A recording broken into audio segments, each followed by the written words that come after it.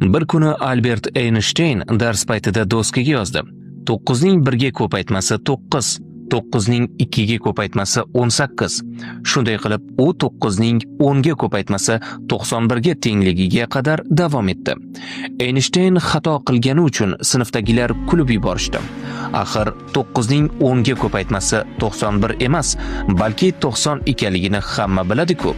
Talabalar uning ustidan kulishni boshladi. Einstein hammaning jim bo'lishini kutib shunday dedi: 9 ta masalani to'g'ri yechganimga qaramay, hech kim meni tabriklamadi. Ammo bitta xato qilishim bilan hamma kulib yubordi. Bu shuni anglatadiki, inson qanchalik muvaffaqiyatli bo'lmasin, jamiyat uning eng kichik xatosini ham payqaydi. Shunday ekan, bugungi saboq shuki, xatolar bu jarayonning ajralmas qismi.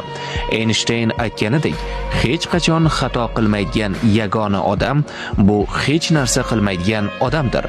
Agar millionerlar klubiga obuna bo'lgan bo'lsangiz, tabriklayman. Siz har kuni 1% ga o'syapsiz.